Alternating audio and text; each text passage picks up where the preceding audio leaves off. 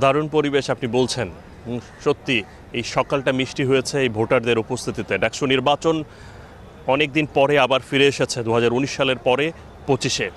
যে ভোটার উপস্থিতি দেখা যাচ্ছে সেটা রীতিমতো অবাক। আপনি জানেন যে 2019 সালে আমি ডাকসু নির্বাচন কভার করেছি, সে সময় একটা অস্থিরতা ছিল, ভোট দেয়া না দেয়া, ভোট কেন্দ্রে যাওয়া না যাওয়া, নানা রকম জটিলতার মধ্যে দিয়ে যাচ্ছিল। কিন্তু এবারের যে পরিস্থিতি, তাতে করে আমরা দেখতে পাচ্ছি শিক্ষার্থীরা প্রায় 80 থেকে 90% উপস্থিতি হতে পারে বলে শিক্ষার্থীরাই প্রত্যাশা করছেন। তারা বলছেন যে ক্যাম্পাসে তাদের যে ব্যাচমেট, তারা যারা ইমিডিয়েট জুনিয়র সবাই তারা ভোট কেন্দ্রে আসছেন এবং আরও যারা আসেননি তারাও ভোট দিতে আসবেন বলে তারা প্রত্যাশা করছেন।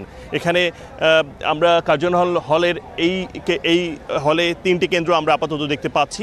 সেটি হচ্ছে যে ফজলুল হক মুসলিম হল এবং ডক্টর মোহাম্মদ শহীদুল্লাহ হল, আর ওপাশে রয়েছে ওমর একুশে হলের শিক্ষার্থীরা এই কার্জন হলে এখানে ভোট দিচ্ছেন। এবং এর বাইরে গিয়ে আপনি জানেন যে এই কার্জন হলের কাছাকাছি এরিয়াতেই ভূতত্ত্ব বিভাগ, সেখানে আরও কেন্দ্র রয়েছে, সেখানে দুটি মেয়ে হলের নারী হলের শিক্ষার্থীরাও ভোট দিচ্ছেন।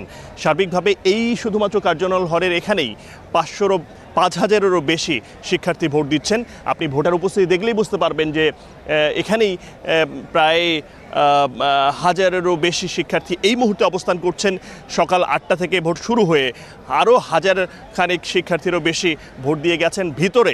ভিতরে কয়েকশো শিক্ষার্থী বিভিন্ন বুথে তো হচ্ছে, প্রত্যেকটা কেন্দ্রে শখানেক বুথের মতো রয়েছে।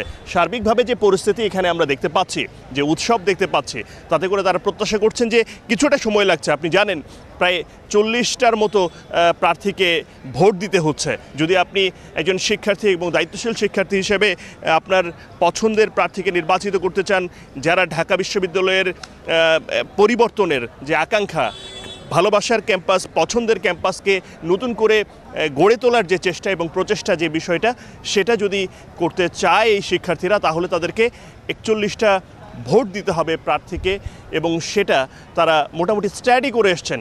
আমি কয়েকজনের সঙ্গে কথা বলেছি, তারা বলছেন যে তারা মোটামুটি 30টার মতো কেউ ঠিক করেছিলেন, কিন্তু আর অন্যগুলো বিভিন্ন ডাকসুর যে প্যানেল, সেগুলোতে কেউ আছেন যারা তারা আগে থেকে চেনেন না, একটু কম পরিচিত। ধরেন জিএস, এজিএস, ভিপি, এর বাইরে যেগুলো আছে সেটা কিন্তু একটু কম চেনা জানা। সেই কারণে মোটামুটি একটু পড়াশোনা কইরা তাদেরকে এই পরীক্ষা ঠিক না, একরকম পরীক্ষার মতোই যে ভোটগুলো দিতে হয়েছে। সার্বিকভাবে তারা যে উৎসাহ উদ্দীপনা দেখছেন, তারা প্রত্যাশা করছেন বিকেল পর্যন্ত এমন পরিবেশ থাকবে।